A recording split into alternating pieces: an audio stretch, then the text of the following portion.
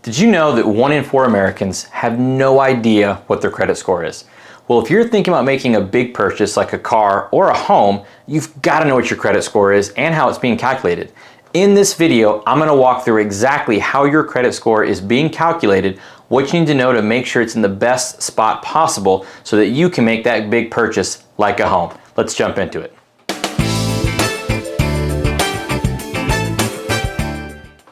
If it's your first time to the channel or you just started searching for a home, I need you to do me a huge favor. Hit the bell, make sure you subscribe so that you never miss out on the latest information as the market changes.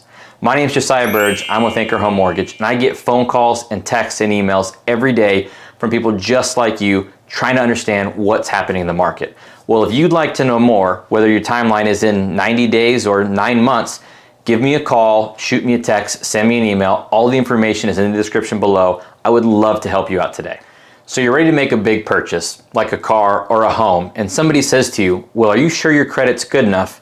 And you have no idea if it is or isn't. In this video, I'm gonna get to exactly what makes up your credit score. We're gonna break down each of the different components of a credit score, how to manage them, and most importantly, how to improve them. But before we get into that, let's figure out what exactly makes a credit score. It's a number, but what exactly does it mean? What are the different variations? What are the brackets? How do you know what a good credit score actually is?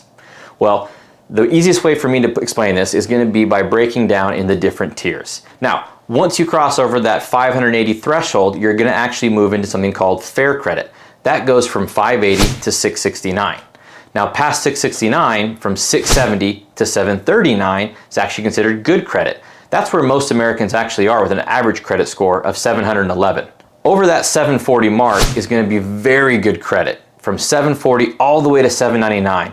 And that last tier, over 800, that is excellent credit. If you've got over 800, there are so many options, doors open for you everywhere to make sure you can get the best deal anytime you've got to go and borrow money.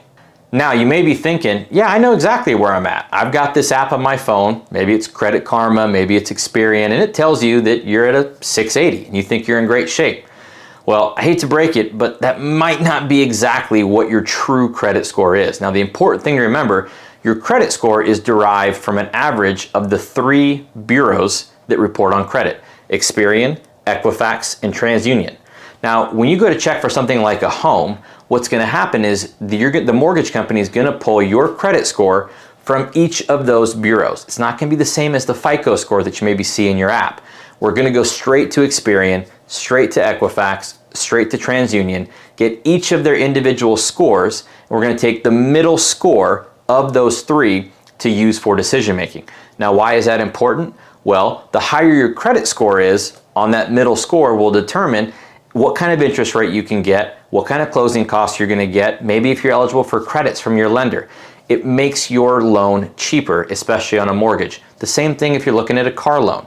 Just remember, the higher your credit score, the less it will cost you to borrow money, which is super important on big purchases. So we know where our credit score is at. We figured it out from the 3 bureaus. You're looking at this number, trying to figure out, well, what exactly factors into this? Great question.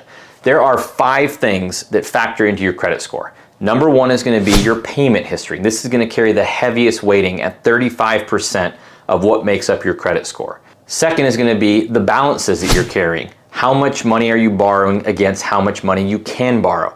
That's going to make up 30% of your credit score. The next one is going to be the history or the length. How long have you had credit for? That's going to carry a 15% weighting on what makes up your credit score. Fourth is going to be the credit mix. There's 4 different types of credit, and your mix in what you have of those different types on your credit report will also have a 15% weighting on your credit score. And finally, new credit. That's going to have a 10% weighting on what makes up your overall credit score. New credit is really just simply how often are you applying for credit, having your credit run. The more you're doing that, the more risky it may look from the eyes of a lender. So remember, payment history, balance, length of credit, credit mix, and new credit. Let's dive into each of those a little bit more. So number 1, payment history. This is the heaviest weighting on your credit score. And quite literally, this is just the ability of how often you pay things on time. Now, the way that a company is going to report that back to the credit bureau, it's a magic number you got to remember, 30 days late. anytime you have something that you owe a company, whether it's a credit card, a student loan, a personal loan, an auto loan, a mortgage, if at any point in time you go 30 days late on making that payment, that company, they're going to report that to the credit bureaus, and it's going to show up on your credit card, on your credit report, as a 30-day late notice. It's really important because once that 30-day late notice hits your credit report, guess what? It's staying on there for up to 7 years. So it's super important to make sure you're getting things paid on time. Now, if it goes to 60 or 90 or 120 days late, those are going to have even heavier weightings in pulling down your credit score. So it's super important. Again, it's the biggest chunk of what makes up your credit score, the ability to pay things on time. Why is that important? Well, if you're going to buy a house and that lender is wanting to lend you $200,000 or $300,000 or $400,000, of course they're going to want to make sure that you've demonstrated an ability to pay things on time consistently. Second, and the 30% of your weighting on your credit score is going to be your balances, which is how much credit are you using of the available credit. So why would that be important? Well, it shows how responsible you are with the credit that you've been given. If a credit card company tells you they'll give you $10,000 and you turn around and immediately spend $9,500 of those dollars, you're at 95% of your credit used. Well, as a lender or a bank, if they're going to go loan you $200,000 or $300,000 and they see you already owe somebody 95% of the money that they gave you, it's going to make them a little weary. They're going to look at it and wonder like, hey, if push comes to shove and they've got to choose between paying that credit card back with a high balance or paying their mortgage, which one may go late? So again, it's about keeping those balances low. And if you're wondering, are there magic thresholds? Of course there are. I would tell you to always make sure you're below 50% of the balance that you have on any of your revolving debts. That's credit cards, store cards, things like that. 50% below. That's the bare minimum you need to stay below. There's also going to be another big break at below 30% and then finally below 10%. Obviously, if you're able to pay your credit cards and those revolving debts off in full every single month, you're going to look very responsible in the eyes of the creditors, but even more importantly, you're going to save yourself a ton of interest. That's money that you can put back into your pocket to save up for things like that new home or auto that you want to pick up. Next, let's talk about credit history, and not your ability to pay things on time, but how long have you had credit for? This is a hugely important one, and honestly, one of the biggest mistakes that I see people make every day. They think to themselves, I've paid this credit card off, I don't have a need for it anymore. Let me go ahead and remove that temptation and cancel that credit card off of my report. Do not do that. It is so important to be able to show not just that you're responsible with your credit, but that you've been able to maintain that responsibility for a long period of time. I'll share with you a personal story that I have for myself. I have a credit card. It's got a very small balance on it.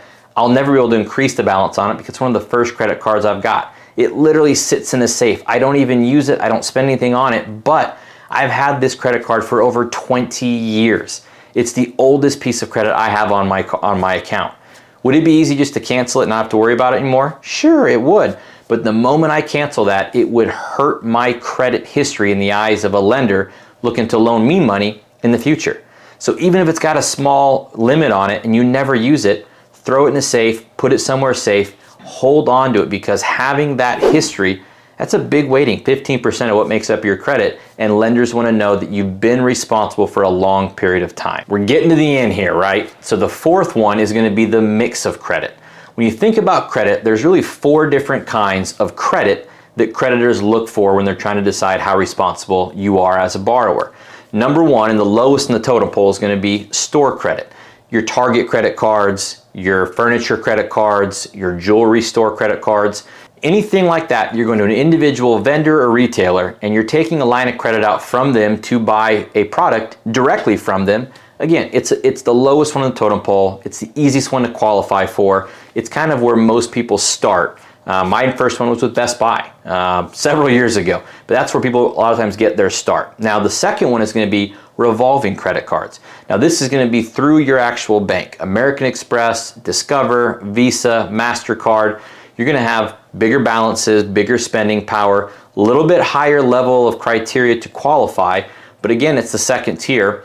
on the credit mix totem pole. It's what's going to make sure that you're in a much better space and a safer bet to lend money to.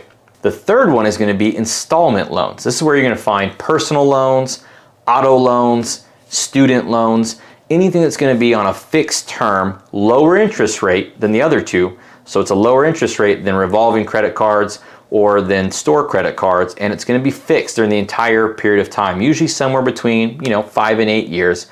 This is the last step before you get to the highest level, which is mortgage credit.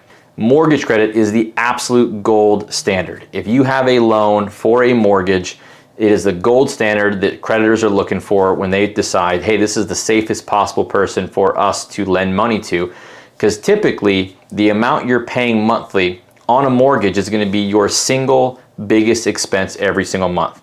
You've heard me talk about this in other videos. Your living expense. It's your single biggest expense that you have in your monthly budget. When it's tied to a mortgage with a 6-figure balance or higher, that's going to let lenders know definitively that you are a safe bet.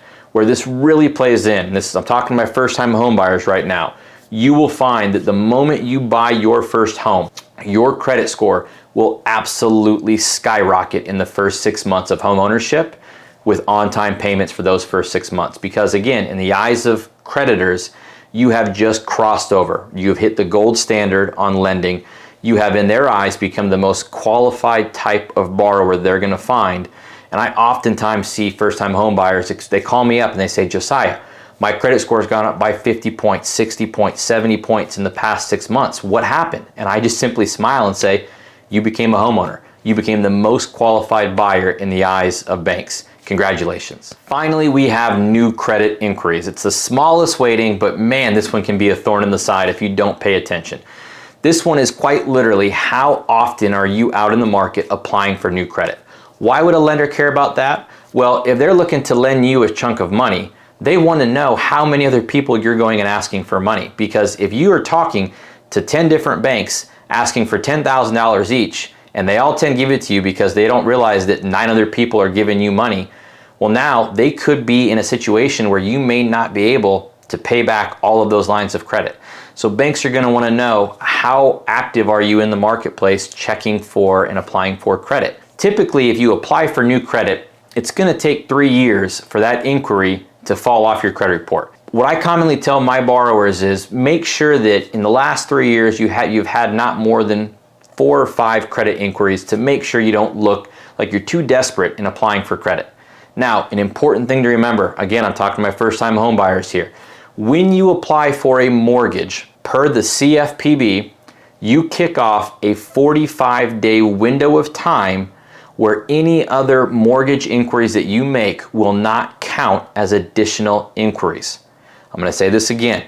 There's a 45-day window from the moment you apply for a mortgage where you can shop around, because they want you. The government wants you to shop around. They want you to get multiple options for your home loan, because again, it's the single biggest purchase you're going to make. You have a 45-day window where you can get quotes, you can shop around, you can talk to different lenders to make sure you get the best rate possible without dinging your credit multiple times. This is so important, and especially why when you do get that first quote, you want to give me a call. As a broker, I'm going to shop you out with all of our different lenders to get you the lowest rate, lowest closing cost possible, save you the most money on that home loan. Let's tie a bow on this whole thing. Went through a ton of information, and I could recap all these points for you on what makes up your credit score, or what makes a good credit score, or, how many Americans don't know their credit score. I'd rather tell you a story about a real borrower that I was able to help out very recently. She was told no by multiple lenders, 3 to be exact, that said, hey, your credit's not in a position, we can't get you a new loan. She just wanted to get a home, a place to build memories, a stability for her family. She got a chance to talk to me. We dug in, we figured out her situation. We found some items on her credit report that we were able to address and attack. And when I say address and attack, we found an account that once paid off, it lifted her credit score by 38 points. That 38-point increase in her credit score by paying off one account, which was under $100, mind you, that lifted her all the way up to a 660 credit score. We're able to get an additional $3,500 in credit from her lender to help with her closing costs. and ultimately bring her payment down into a level that fit her budget, put her family under a roof, a place to build memories, a place to have stability, and really, make the best out of the situation. So here's what I need you to do next. If you would love to have that story be your story, go down and click in that meeting box and set up some time to talk with me. We can figure out where you're at, what your situation looks like, but most importantly, how to help you understand what steps you need to take to become a homeowner. My name is Josiah Burge. I'm with Anchor Home Mortgage, and I cannot wait to speak with you.